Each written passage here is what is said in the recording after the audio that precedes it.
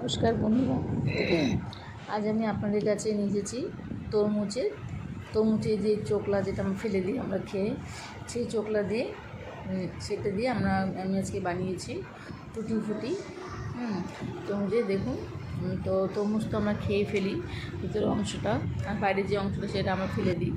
তো সেটাও ফেলা যায় না, কাজে লাগে, বা সেটা দিয়ে অনেক কিছু বানানো যায়। তো আমি আজকে এটা দিয়ে বানিয়েছি হলো টুটি ফুটি।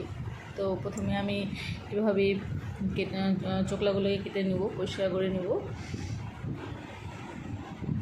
খুবই সুস্বাদু একটা টুটি ফুটি, যেটা আমরা কেক বা যে কোনো রেসিপিতে আমরা ইউজ করতে পারবো। খুব সুন্দর হয়, কিশমিশ দেখতে, অনেকটা যে কাটা কাটা কিশমিশের মতন দেখতে হয়, খুব ভালো লাগে খেতে। তো আপনারাও অবশ্যই বাড়িতে বানিয়ে দেখুন। আমরা তো তরমুজের বাইরের অংশটা ফেলেই দিই, সেটাও কাজে লাগে, বা সেটা দিয়ে অন্য কোনো রেসিপি তৈরি করা যেতে পারে। তো এভাবে বাইরের অংশ থেকে চোকলাটা কেটে নেব, ভালো করে ছুলে নেব।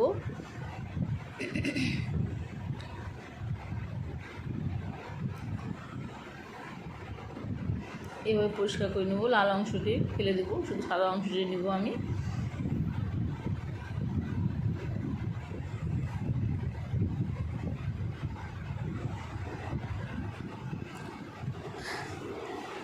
আপনারাও বাড়িতে বানিয়ে দেখুন, ভালো লাগবে। বেশ যে কোনো রেসিপির সঙ্গে কাছে রেসিপির সাথে আমরা ইউজ করতে পারবো, বিশেষ করে কেক, আইসক্রিম।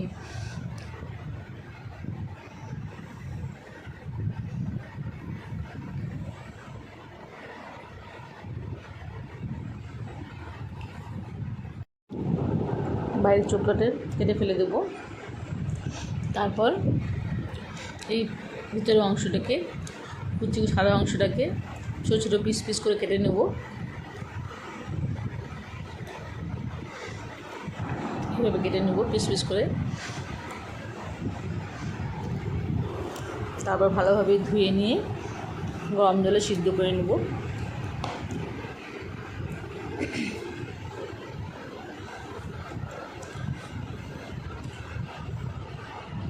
খুব একটা সিদ্ধ করবো না, একদম জাস্ট হালকাভাবে একটু ভাপ দিয়ে নেবো আর কি।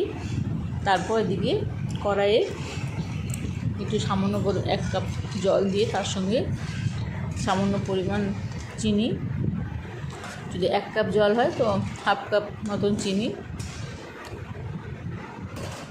বা যে যেমন মিষ্টি খেতে ভালোবাসে সেভাবে দিবে।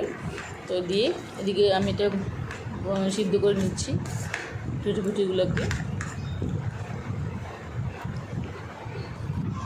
তারপর সিদ্ধ হয়ে গেছে, এরকম সিদ্ধ হয়ে গেছে।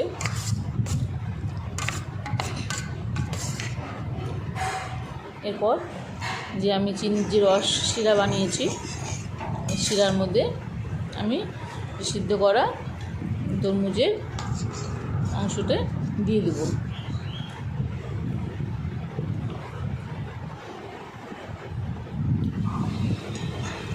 সে দিয়ে নেড়ে চেড়ে নেব।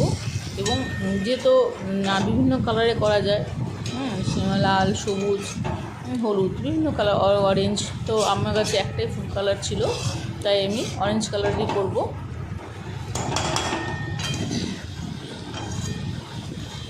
তো এর মধ্যে কিছুক্ষণ শিরার মধ্যে কিছুক্ষণ নেড়ে চেড়ে এর মধ্যে আমি সামান্য পরিমাণে ফুড কালার দিয়ে দেবো।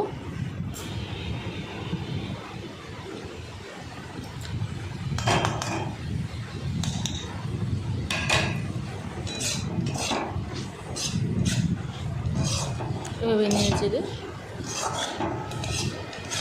খানিকক্ষণ নিয়ে চেড়ে, যতক্ষণ চিনি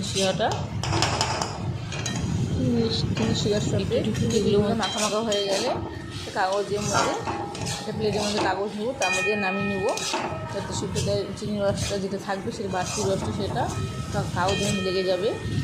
তো এভাবে তারপর নামানোর পর শুকাতে হবে, রোদে শুকাতে পারে না, কেউ ফ্যান শুকাতে পারে। এভাবে শুকানোর পরে আপনারা তাকে ছোটো ছোটো কোনো কাঁচের শিশির মধ্যে স্টোর করে রাখতে পারেন। এরকম হয়ে গেছে, আমি জানিয়েছি, আপনারা বাড়িতে ট্রাই করুন।